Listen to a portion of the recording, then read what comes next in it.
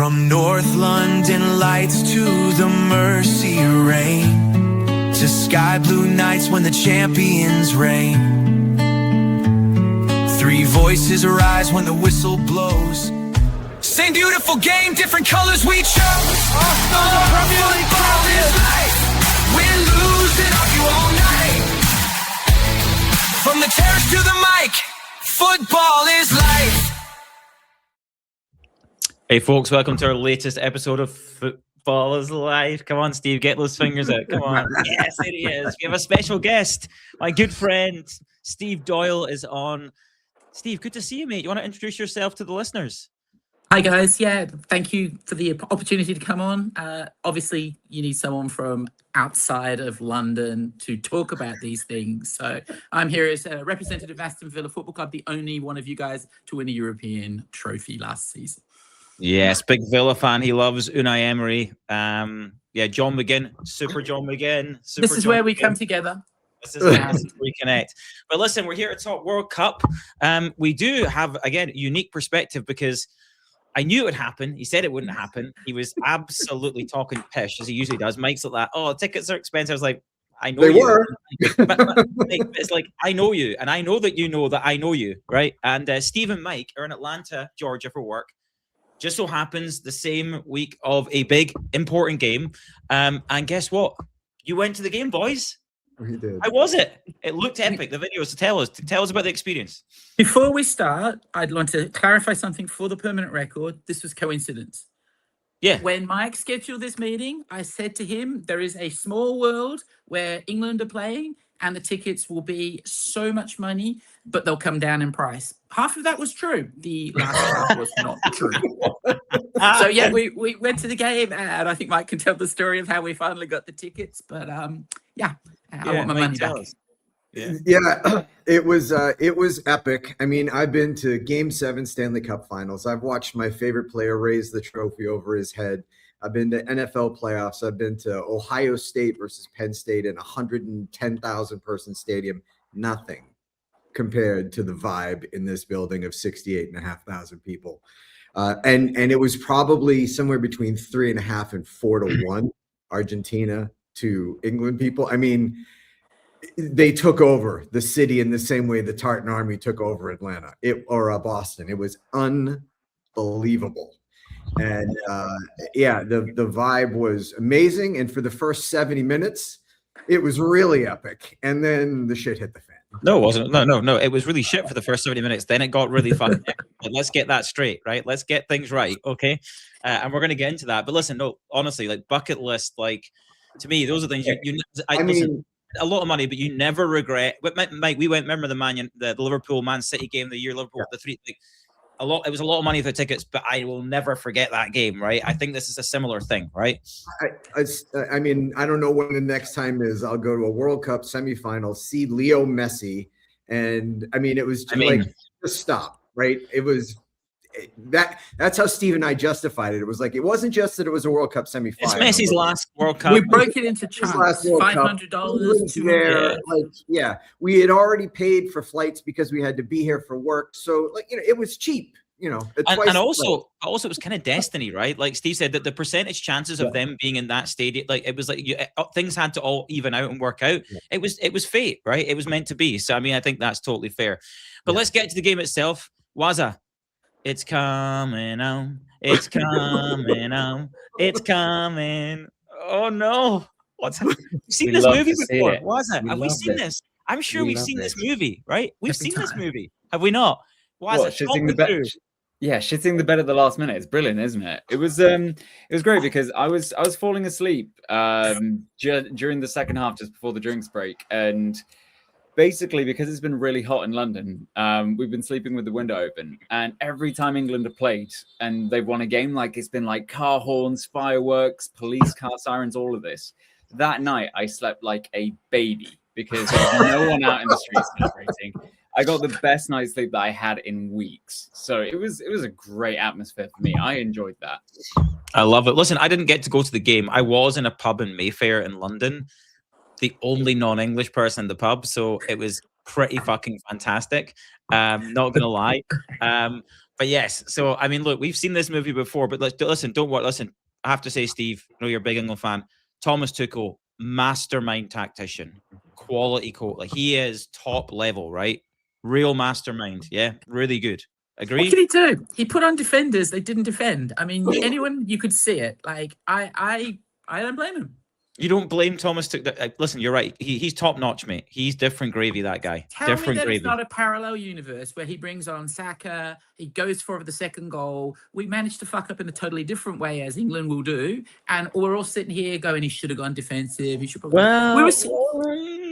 The crosses were coming in, and we were like, "Oh, that seems like a nice ball going over our head. I wonder what those kind Argentinians are going to do with it." It's like terrible. And Konza, who was a big fan of, like. Well, to be honest, though, Steve, is that there's like a couple of things. One, this is all fine and well, but like Thomas Tuchel literally in his first interview set his stall out and said, "This is the problem, and we're not going to do this." And then guess what he does? He just shits the bed and does this. And actually, he's the guy for the last 10 minutes. It's worse than Gareth Southgate. It's worse than Gareth Southgate. And listen, I would argue, see, when they appointed Tuchel, I was happy because I've always said the guy. What is the guy? If you look at his achievements. Tell me some of his cheat. You go, that's actually something compelling. I think he's a myth. He's a myth of a manager. Like the Champions League he won with Chelsea, right? He won in a shithouse way against Man City. They were the worst side. But on the path there, it was COVID. They didn't play. They played Atletico Madrid. Didn't even play them in fucking Spain. They played Real Madrid with no fans in. So you're kind of going, is it? So I'm looking going, and when I saw the Norway game and he's ranting and raving at the hydration break, and all the players are turning their back, just talking to each other, I'm like. I said it. He's a fluffer, Mike. I said it. He just a fluffer. He's a glorified fluffer, and he's not even a good fluffer. He doesn't even get them like pointed in the right direction. He absolutely has made like if they keep him as manager, they are fucking mad. It's already confirmed from what I saw. I think Fabrizio Romano confirmed that he's there through Euros. Well, listen, I hope so. Let's keep Who it going. You put in? I mean, you've got to look at the fact that every England manager, like, was just looking at this, like, every England manager since I've been alive manages to do the same thing. Steve, right now, you could put a dildo in there. It would be a better, at least not a worse outcome. Like, I mean, this World Cup, take a step back. I can probably think of, in totality, 45 minutes. I give them 20, 25 minutes in the Croatia game and maybe 20 minutes in the Mexico game where I think England actually looked like a good team. The rest of the games, they were absolutely crap. Like they were. Listen, Argentina similarly. I was going to say they just picked their best 10 minutes. At the end but the difference is when it mattered. Guess what Argentina did? Is they showed their quality. In England, instead of realizing, let's put 6 at the back. Okay, wait a minute. When you watch the game tactically, you look at it and you go, oh, see if Argentina had all their centre halves and tallest players up in the box for these crosses. They didn't. They had 2 guys in the box maximum. But you know where all the players were? They stacked the midfield to be able to get something into the box. England put 6 at the back and then wonder, why can't we shut down the crosses? Because you've got no people in midfield anymore, and the guys in midfield have gassed out, and you're replacing them with defenders. Like 12 passes in a half is like on any level that's mind blowing. So Steve, I would argue that is the biggest. Like I'm a big believer in see as a player sometimes I've played and I'm like fuck this, we're gonna do something different. It's not working. That is maybe the worst tactical decision making I've ever seen, ever. I can't think of one that's worse. I cannot think of one that was so blatantly the wrong thing. The players needed help because Argentina changed what they were doing. That's his job. And this comes back to Wazza and all of us hating hydration breaks because that was his moment of change. And he fucked it. They changed the tactic after the second hydration break. England never figured it out. They made 2 defensive swaps. The back line looked completely lost, and they just gave the ball to Messi. I was talking to somebody, and they said that they showed a heat map of Messi's placement for the last on the right-hand side. That's all right, yeah. And all he did was stand within a 20 by 20 yard box and whip balls into the area, and they couldn't figure it out. It was a perfect example of how a hydration break changed the game. Is there a question, Wazza, that a lot of these English players are somewhat myths in terms of they are overhyped? Let's be blunt here. Like Jordan Pickford, great keeper, by the way. Really long arms, really good.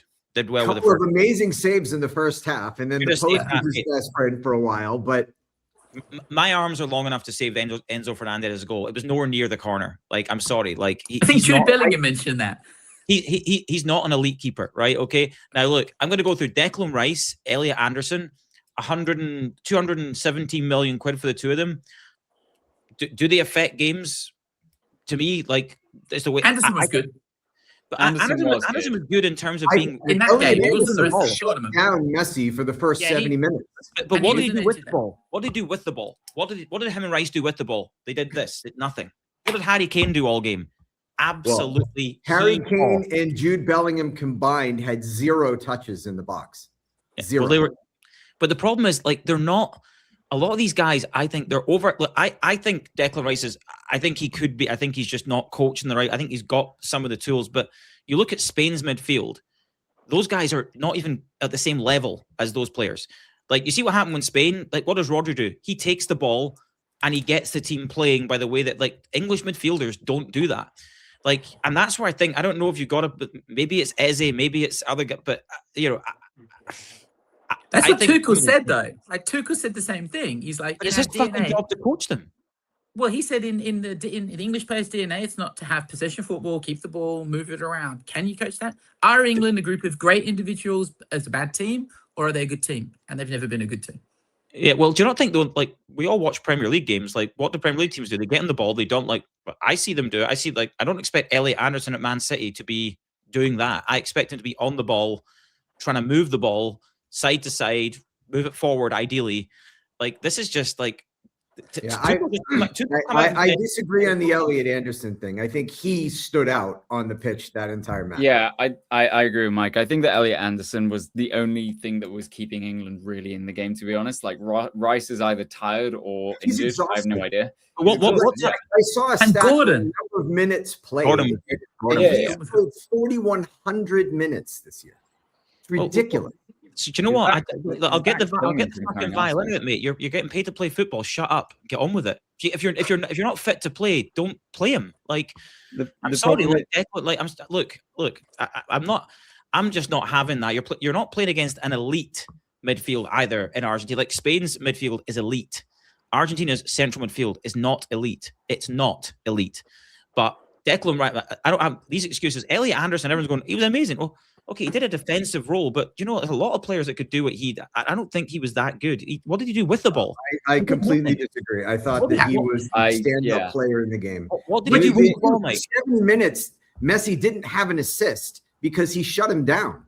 But then he shut him.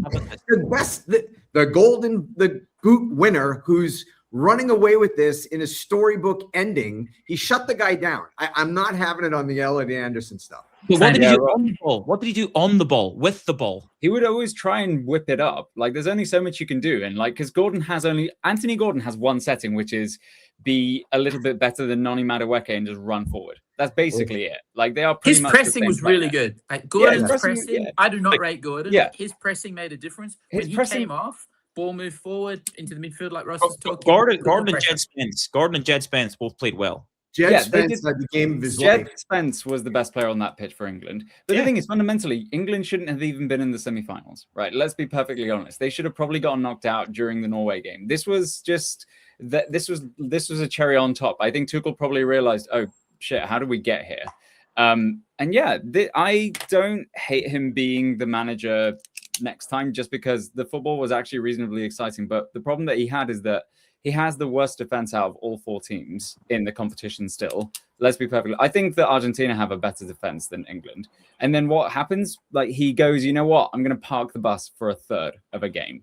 That's exactly the right approach, despite the front, like, the attack being reasonably stacked. You even have Saka on the bench. You've got Watkins, Tony. Like, they're not brilliant, but they're at least fresher than Kane, who's basically a midfielder at this point. Kane's not doing anything. Like, take what... I said this to Steve, watching where he was playing so deep. Yeah, center. He was playing like a 6. Yeah. Watkins would have harassed and hassled. There's no Villa bias there. Watkins, I mean, I was dreading it. He can run in behind, Steve. He can run in behind as well. You can put the ball over the top and he will go. Like, he's quick. But we just let them take possession from the halfway line, and that was Well, that's what happens when you play so many defenders that are so deep. It's like that you give them space instead of saying we need to stack the midfield. Like, and again, I just think, look, some of these some of the players, to me, the players didn't. It looks to me like those players. I know what it looks like and feels like when you go, this coach is full of shit. And some of the stuff he's come out and criticized a bit, I'm like he's not the guy. He is just not the guy. I already said that the squad selection was wrong. And guess what? Well, we all said that. Like, you took a bunch of injured players. You took a bunch of injured them to players. within 10 minutes of the final, and we talked about this. Kane did nothing. Bellingham did nothing. That's not his fault. 100% is on Tuchel. 100%. So everything that happens is the coach's fault. No, in this instance, I think in this instance there was like the substitutions killed the game. Fundamentally, Agreed. that is the absolutely 100% the subs killed the game. But my argument is, if the players had turned up, he wouldn't have been in that position where he had to do that. So I don't think it's about turning up, though. Like, the players did turn up; they were just exhausted. I would argue without Jude Bellingham, Tuchel would be fired because they'd have gone out. Oh yeah, 100%. He's a clutch player, but the problem is that when you don't have a set, like, this is the thing. Tuchel is still trying to figure it out. I'm not saying that I'm the biggest fan of Thomas Tuchel. Like, I think that he's completely fine, but you kind of, like, you're not going to get a standout, like, ridiculously overwhelmingly good coach at an international stage because they just don't exist. Like, Zizou doesn't want the job for a reason because he actually wants to work with players for a prolonged period of time. Like, you look at De La Fuentes at Spain, like, he has not been this outrageously good Barcelona manager or Real Madrid manager. He's just come through the system. Fundamentally, Tuchel is a Premier League / club manager who's trying to make a national team play like a club, and that's not going to happen when you play, like, you have effectively 5 weeks of the year to play with them. But what's he trying to make them like? What you see when I watch Spain? Oh, he completely brain farted. Don't get me wrong. This was the international game. This was the biggest fuck up I've ever seen. In terms but of, like, Wazza, I'm talking about from day one, like the England at this tournament, like, under Tuchel. I said, okay, how do England, like, what is their identity? Like, what's the, like, 'cause your job as a coach is to go, like, okay, you're picking the players and go, right, you've got to try and set the players up for success. And the idea there is that you're coaching, this is how we're going to play. He came in all guns blazing, basically shooting down Gareth Southgate and the mentality and the way that he didn't gamble and saying, I'm going to have the biggest balls on the planet and all this rah-rah. And you come on and I go, I watch Spain, I watch Argentina. I know exactly what they're doing under Scaloni. I know exactly how they're going to play, right? It's not flashy. They don't have exciting wingers, right? There's a bit of attrition from Argentina, right? In terms of how they play. I know that. And that is embedded, because guess what? That's his bloody job. Like, it's like Steve Clarke at Scotland. I said the same criticism of Steve Clarke, right, for Scotland. I wanted him gone a long time ago, and I wasn't wrong about that because he has been crap for us. Thomas Tuchel has completely flunked. He's not even a good. What club wants him? What Premier League club would take Thomas Tuchel as their manager? You'd be mad to. Probably Spurs. I can see a world where he ends up in Liverpool, and I will invite myself back on. And Liverpool will never. We would never employ Thomas Tuchel, right? He's a moron, right? And you can tell a moron. You can tell a moron when you see one. And you look at the games; they've not played well in any of the games, right? They've been the reason I don't blame the players, Steve, is the players are the ones that actually got them to where they got to when they shouldn't have got there. It was nothing to do with him, right? And then when they needed him, because look, what happens in games, you saw it. What happened after England scored is not Thomas Tuchel's fault.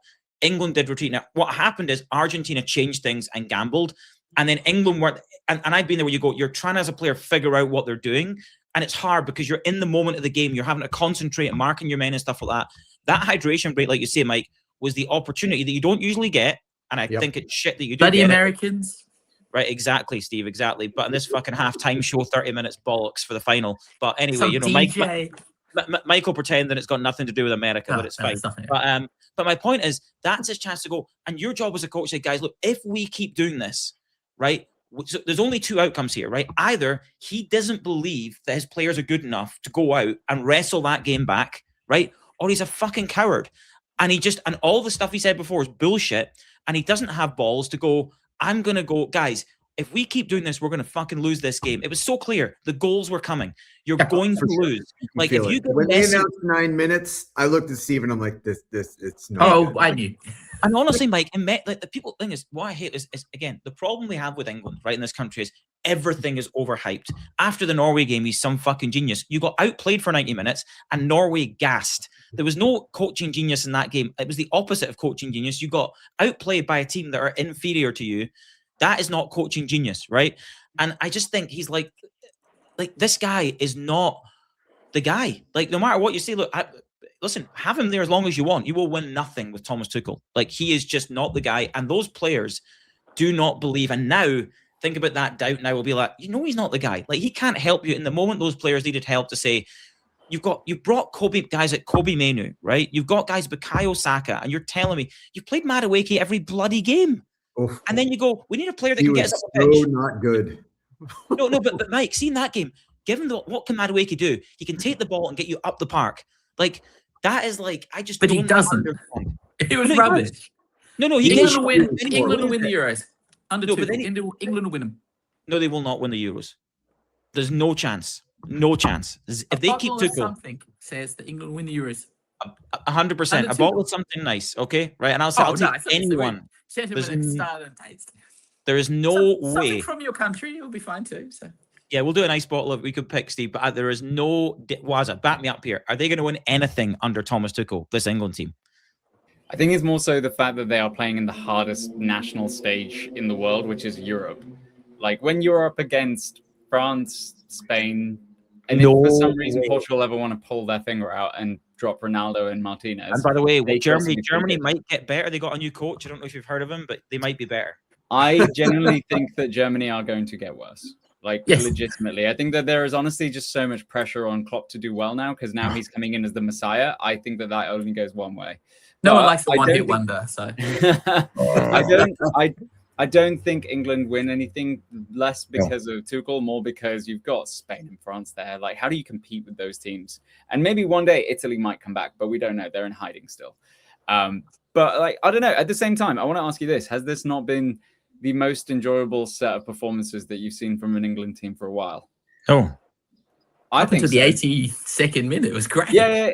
It's like, it is actually it's more exciting than like freaking Southgate ball. That was like the deadest thing that you could ever see in your life. Like, that was the dullest thing. Yeah, you had some great players, like great attack. Like Harry Kane in his prime was sitting back in defense after a 1-0 lead. Like, that was tragic. Like, I'm keen to see more attacking football. England have not done well this tournament because their defense is the worst. Like, it's terrible. Fundamentally, you can't win a tournament without a good defense. Is their defense the worst? Yeah, absolutely. 100%. The keeper's not great.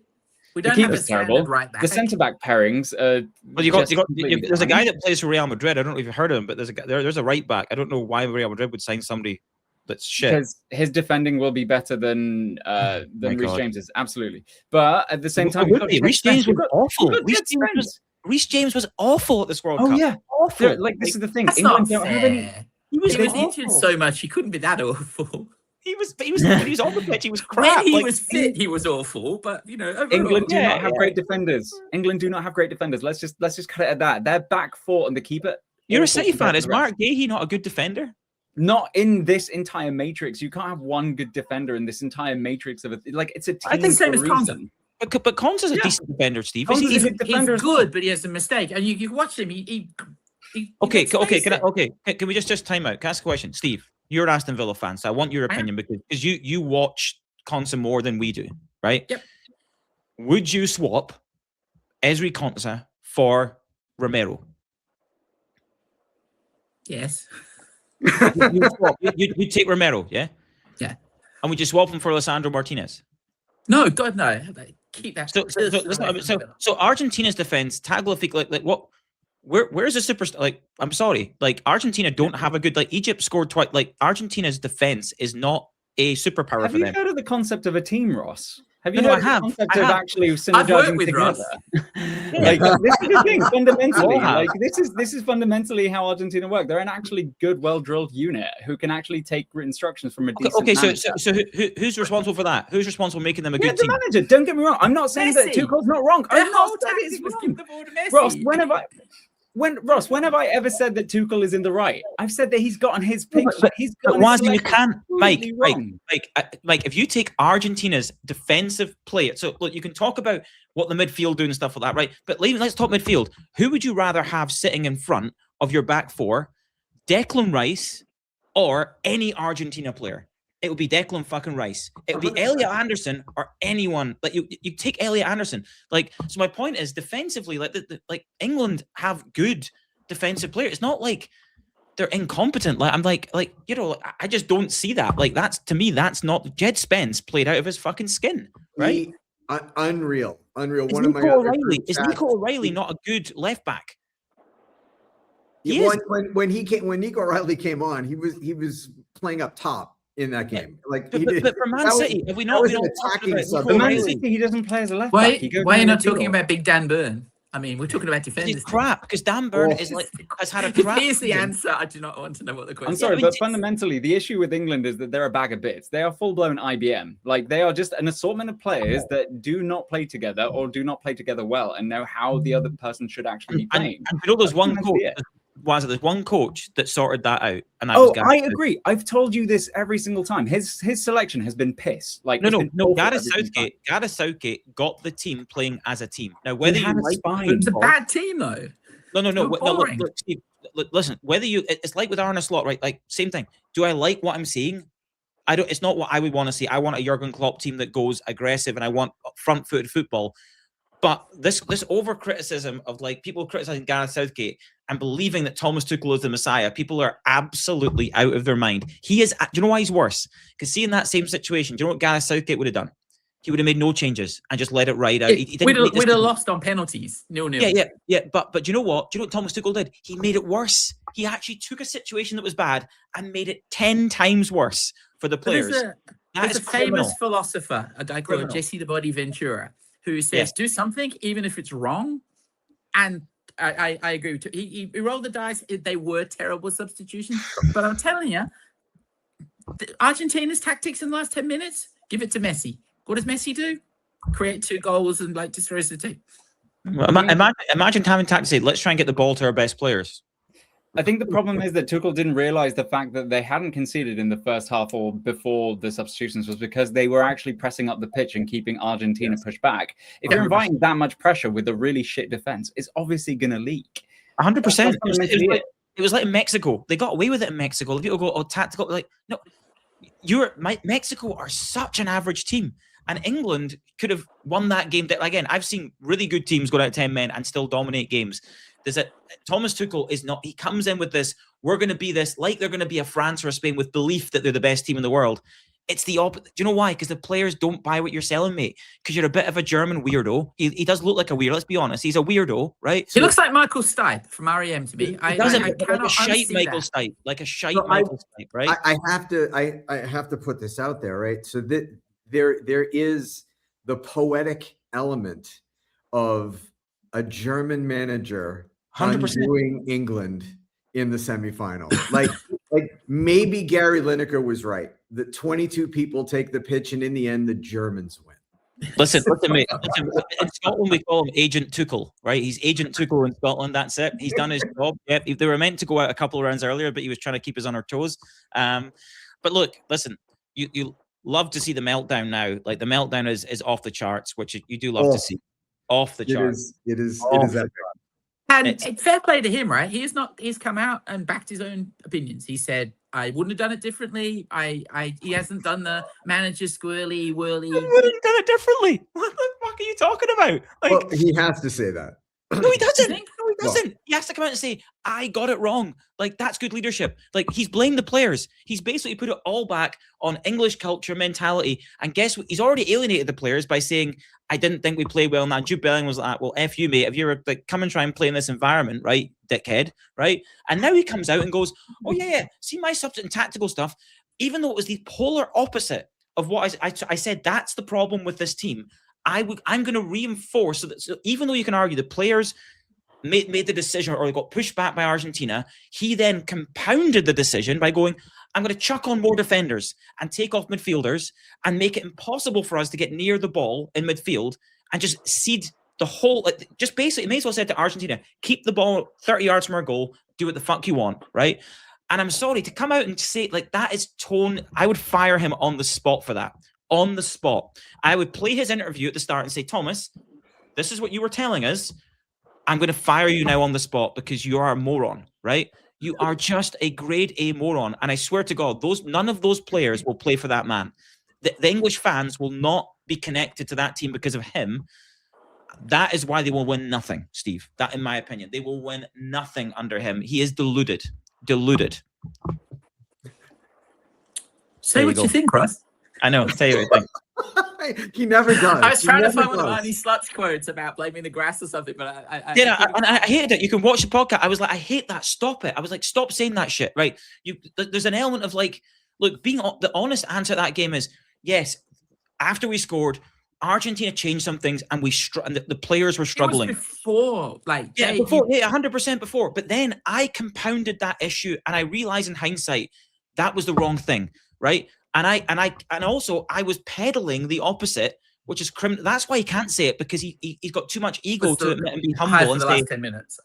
Like, come on. Like, again, Steve, see if you've done that. See if you're 1-0 up and they've managed through it, and it was the last 5 minutes, and they are throwing Romero up in that. That makes sense. I have no problem. You go, right, I'm chucking Dan Burn on because they put their centre halves up in the box and they're just pumping long balls into the box because it's desperation time. No problem. But what he did is, if he can honestly, like, take a lie detector and say, Thomas, you're talking absolute nonsense. And if I'm a player, I think apparently I saw the BBC said some of the players have already been like, they've heard rumors. Rice was one of them. Yeah, well, too right, because Declan Rice is a proper player, and he knows that is not on. And I wouldn't be taking that if I was a player. I'd be like, oh mate, listen, you absolutely defined our destiny. Because guess what? When they made the change at that break, they were still fucking winning, right? That's right. And so that's why it's on him. It's 100% on Thomas Tuchel, in my opinion. Like 100% on him, and he should go. But I hope he stays, because then it'll be fun. It'll be fun to see the meltdown when they crash out of the group stage in the Euros, and we're like, there you go, boom, just like Scotland. How you got to get there first. Well, listen, mate, I know it depends who we get in. That's the other problem. But anyway, Argentina make it to a final. They make it to a final. Could he do? Tell you what, one slight bit of commentary. Like, I've supported every other team but England this entire tournament.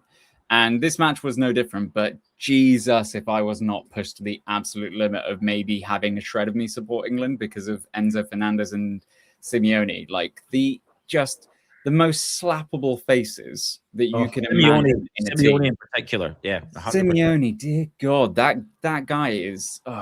I think he's related to Jordan Pickford. But like, I mean, God, it did test me. It did test me. Like, I really didn't want to support England, but even I was like, this guy's a total. To be honest, Wazza, after the first half of that game, I wanted both teams to go out. It was the worst first half of football that I've seen at the World Cup. It was in terms of like. You've seen Scotland games though. Yeah.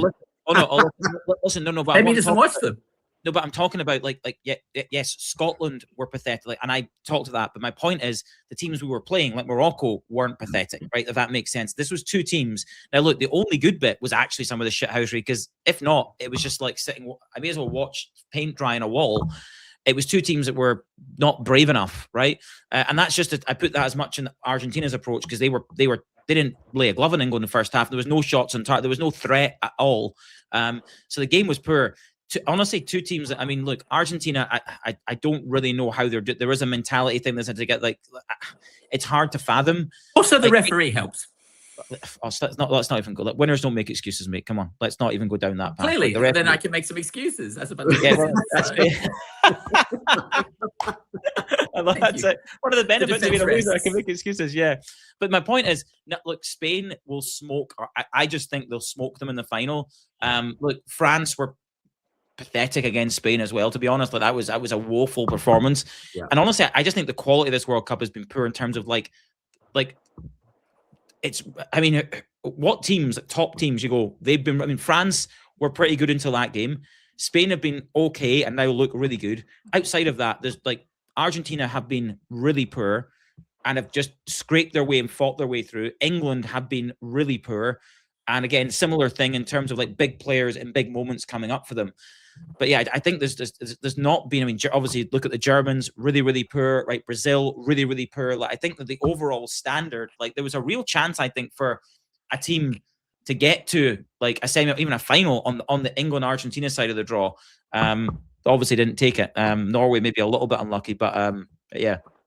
But yeah, can you see it? Can you see Argentina winning the final? Is it a lot of people just believe? I mean, look, Messi gives them a chance, right? But you finish a World Cup, you don't start it. And I think it just felt like it, and I am not a spiritual person by any stretch of the imagination.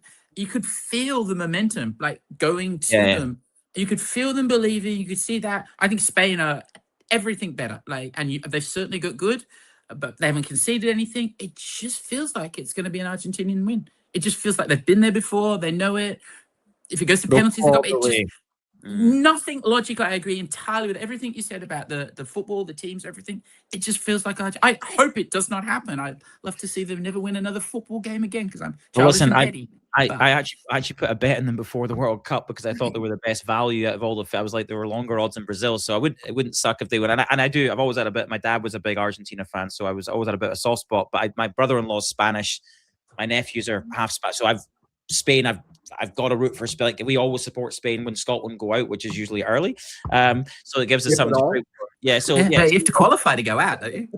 Well, listen, oh God, we'll do an episode in a post-mortem. I'll get into Scotland then, don't worry. But thank God we like Steve Clarke decided to leave and did the right thing.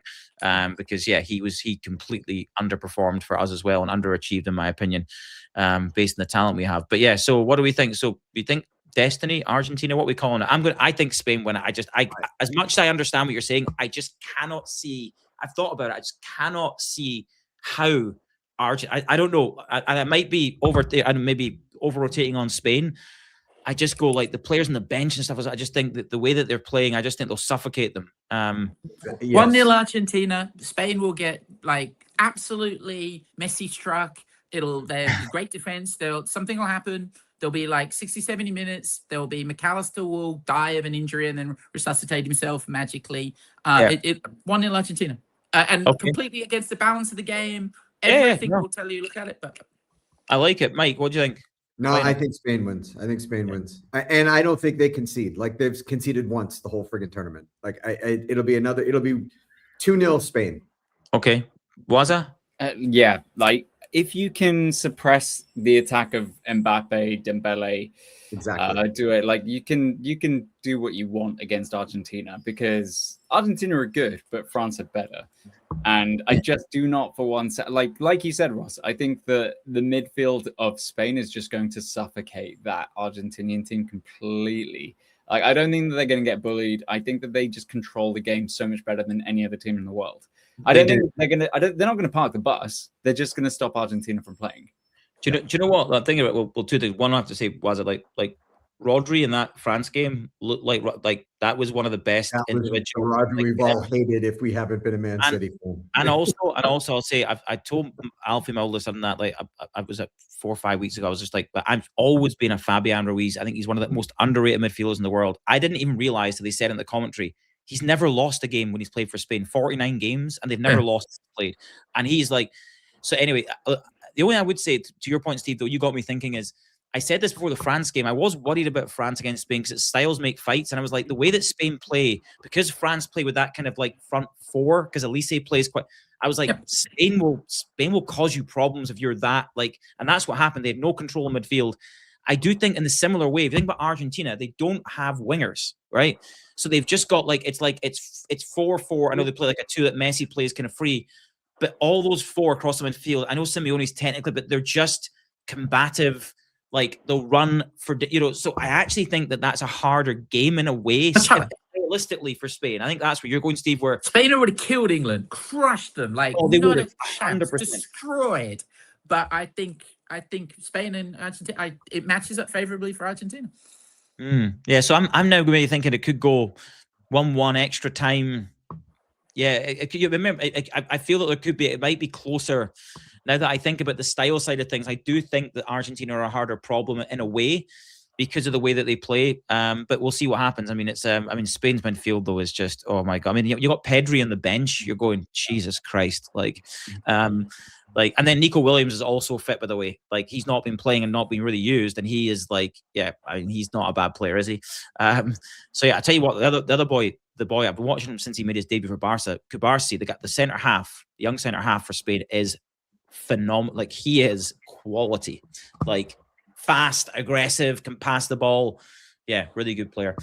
You got a passing of the torch here. Spain wins, and you got Yamal's taking the torch from Messi and off you. Yeah, you think so? Okay. Well, listen, Steve, massive game tomorrow. Massive game, big game. Is there? France. Huge game, mate. Huge, big game. I got a French mate who messaged me and says, "I hope we lose," and I messaged back, "So do Big we." game, No mate. interest at all. Second place loser doesn't count to me. Big, yeah, big game, mate. Huge game. We're Big game going for Tuchel. home, just not football. So big game for Tuchel. so big sad. game. Let's see if we can do it in this pressure moment. Let's see what Tuchel can do. It's a big test for him. How do you think England gets embarrassed by France?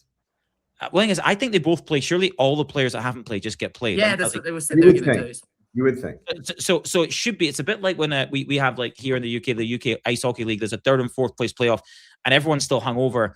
And I always bet on like the over the goal. There's always like it's always like 12-8 to one of the teams, like because nobody really cares. Like nobody wants to get hurt. So what I hope is we actually there should be lots of goals because nobody's going to want to put their bodies in the line and get injured because they get ready to go on holiday. They're already checked out because, as you say, it doesn't matter. Nobody cares. Club season starts real soon. Yeah. Well, listen, yeah, of course it does. But so again, it's almost like is England's second string better than France's? No. But you know what? Like it should just be a goal fest. There should just be lots of goals, hopefully, and it's just a bit of a shootout and a really open game. But I'm not going to watch it because I'll be on an airplane on my way to Mexico. So no one's going to watch it. You can watch it on the airplane. They're streaming with I'll be in Mexico for the final, which should be a fun place to be.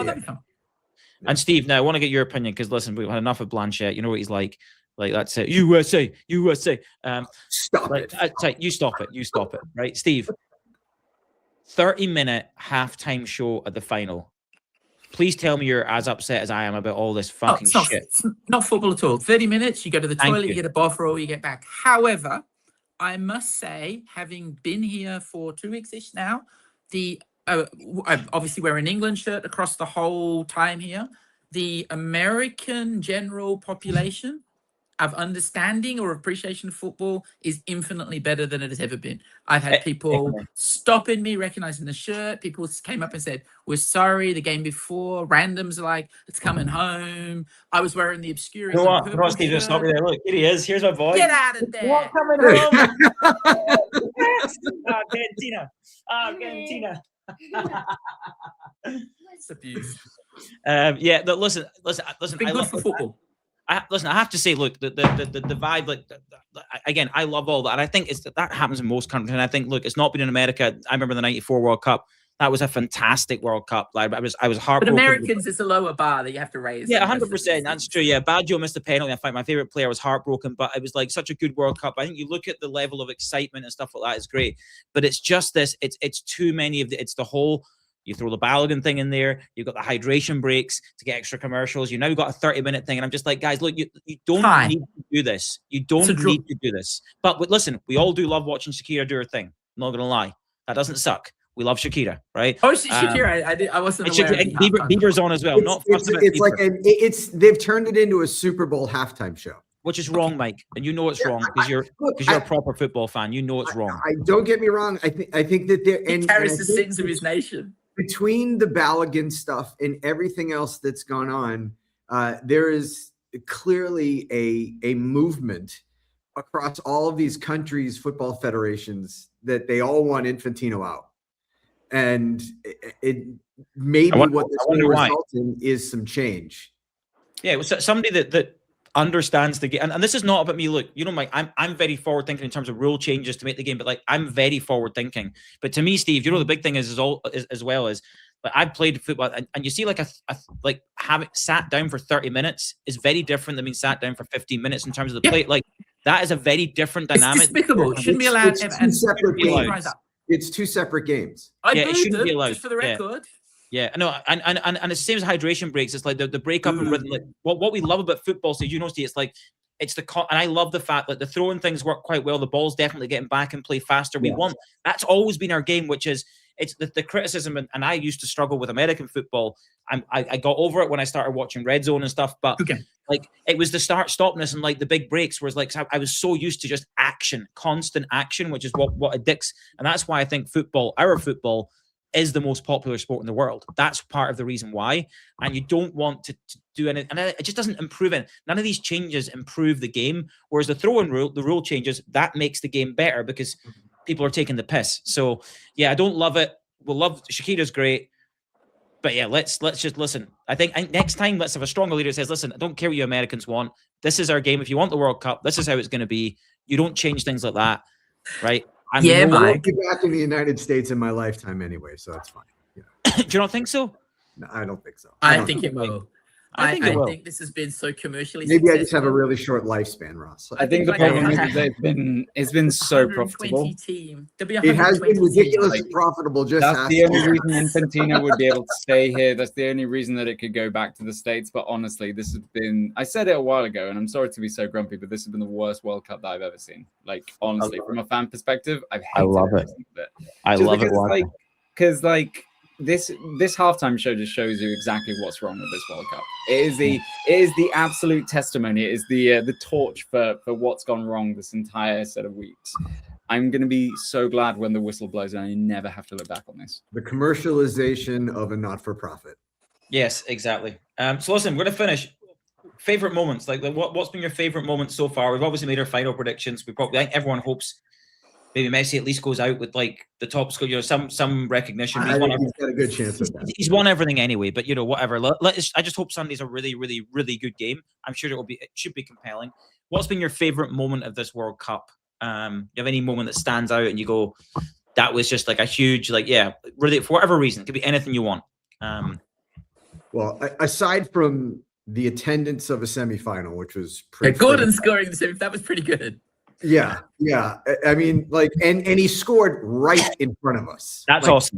It was that from a personal experience moment. That was epic. And then the other one for me is the impact of the Tartan Army in Boston and what that did for that city. Two outstanding things that I thought were great for the country to see, and for me, those are the two big ones. Was great decision, Mike. Right in front of me and the Tartan Army in Boston. Doyler, probably the same, right? Tartan Army, probably the same for you. No. I've never really heard of them. The Gordon goal was good, and I just think overall watching how people who don't like football liked football was brilliant. Just like McDonald's servers, guys in supermarkets stopping you. This is our life, right? This is feeding into, and watching other people join into that has been great. I agree with Wazza. It's not been a great World Cup, but I think it's been a great experience. And all the hydration breaks, I loved every one of them. Yeah. Love that. Yeah. Okay, Wazza, what have you got? What's your? I think nothing. He's like nothing.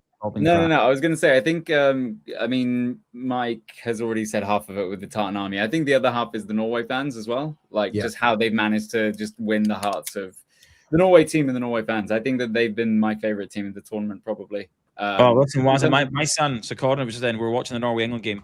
He had his drum. The drum. Yeah, and he was doing that. He brought the drum through the living room, was doing the who. He was doing all that on the couch, and it was like it's just amazing to see a bit of inspiration. Drinking a city dry and rowing through the subways, that was pretty epic. Pretty good, right? I think that's what you want out of the World Cup, right? You want the fans mingling, you want the fans having fun, you want people to embrace and experience other cultures and everything too. That's what it's meant to be about.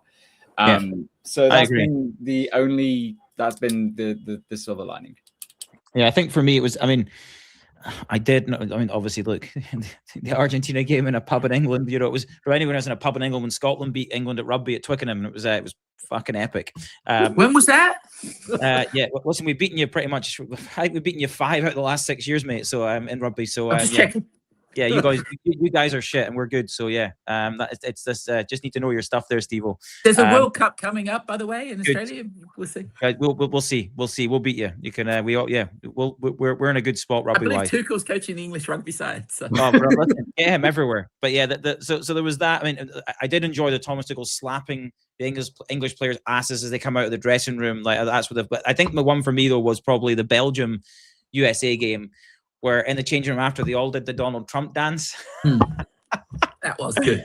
I'm just like, boys, round of applause. That's good stuff. Just doing the Trump dance. I really did enjoy that. Yes. I think that was probably something that made me laugh. But yeah, look, Listen, good to chat. Steve, thanks for coming on. Definitely want to get you back on, talk about Aston Villa. Making some Thanks for moves. inviting me. Yeah, no, we need to get you back on because look, Villa, we're going to switch very quickly. Probably after the World Cup, we'll do a quick wrap and then we'll switch very quickly back to Premier League football. That's it. And there's already starting to see that now as teams are going out. We're starting to see that pick up momentum and the transfers and things. And Aston Villa are involved already in the transfer market. So we'll definitely get you back on for a perspective on that, mate. Yes. Okay. Well, listen. Hope you enjoy your weekend, boys. Enjoy the final. Enjoy the game tomorrow, Steve. You'll love it. I'm not watching any. I am done. I will watch nothing more. I'm done.